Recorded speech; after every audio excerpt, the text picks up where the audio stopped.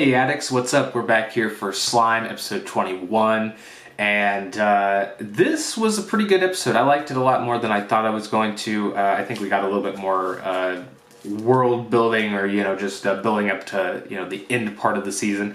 So starting right off, with like a short recap.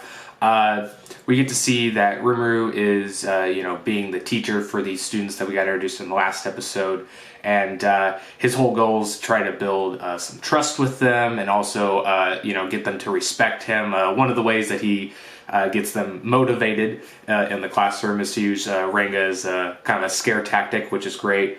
One of the first things that we see that Rimuru does as a teacher is have them try to pass this test that he has, and the test is kind of like for them to all like 1v1 him, which is classic. It's like one of those things that's the whole duel part has a real comedy aspect, obviously because it's slime, but Rimuru actually has some things that he wants to get out of this. One, kind of wants to see what they're capable of, kind of size them up to see how powerful they are, because, they're supposed to be powerful otherworlders. But also he wants to see just how kind of like the magical energy that's bound to their soul kind of works, to see, if whatever they do, if it lowers it at all.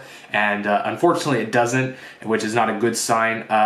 So this leads to Rimuru trying to think of other ways to kind of separate that thing, or to kind of make it to where that, they'll live and not die from this. And so one of the plans that he actually comes up with is to get them possessed, which doesn't sound like a great plan at all, considering like Shizu's situation. But since that worked for her, he thinks it might work for them, and so we actually see him go back to the forest to ask the Dryad, I think it is, to know if there is any greater spirits around. I think the one they had is like Queen of Spirits. And to see if she knows where he can find them. And unfortunately, she doesn't know, so this, relatively seems like a dead end, and Rimuru just goes back to teaching the students. And we get like a month time lapse, and then one of the days that they're, out and about kind of training, we get to see that there's like a sky dragon that comes and seemingly is trying to attack the city that he's at. And he defeats that with relative ease, but we get to see that he actually saves a merchant in the process of defeating this dragon. That leads the merchant to contacting him and asking him and his students to like a dinner, because he kind of knows who he is, because he's like this great trader that has a lot of connections. And so we get to see that Rimuru actually builds a trade agreement, so this merchant's going to come to his town in the forest, and going to open up trade for a lot of the stuff that they're making, which is a huge asset to him. But not only that, but we get to see actually one of the merchant's subordinates has information regarding to the location of these great spirits that Rimuru pays handsomely for a tip. And that's how the episode ends, is we get to see him going to that place to hopefully find an avenue to save the kids. Things I liked about this episode, the biggest highlight I think that I wasn't suspecting at all was the children. I didn't write down all their names, but we got to see kind of what they were capable of, and the best thing I think is that they're not annoying, they're actually pretty lovable. There's like one line in particular is like Rimuru's like, oh, we're gonna study, and then like one kid says like, what's the point of studying if I'm gonna die soon? And it's like that one line was like, yep, I love these kids.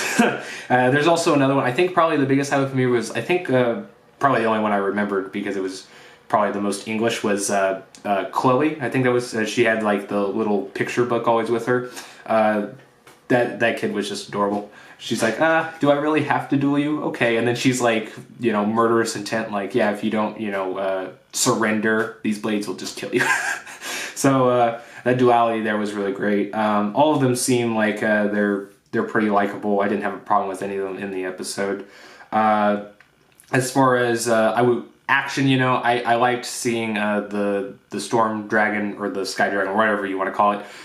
Even though that was a little short-lived, it was still cool seeing, Rimuru in action, especially, by himself, because, he leaves Ranga behind. So I think this is one of the first times in a while we get to see him one-on-one against an enemy since like probably the first couple episodes, which we've probably, you know, highlighted that last episode or 2 episodes ago that that was going to be something that was going to be playing, you know, more in effect in the last part of the season.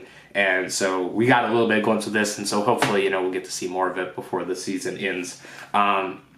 But yeah, I don't really have much to say other than that. I really did like it. You know, it looks like, you know, we may run into some things with the in the travel to the spirits. It kind of they kind of show you the location already, so it's hard to say if they're gonna show you him getting there, or, you know, run into something along the way, or if we're just gonna start the next episode at the location that he talked about. I would assume we're probably gonna start just specifically at the location, then him interacting with the spirits and maybe working out something.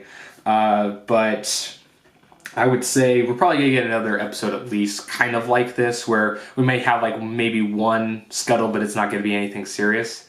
And then maybe the next episode is when something kicks off that's going to lead us into, you know, a cliffhanger for the end of the season. But, you know, I don't have Michael here to give me any input in that regard, so we'll just wait and see, and, you know, not waste a lot of time on that.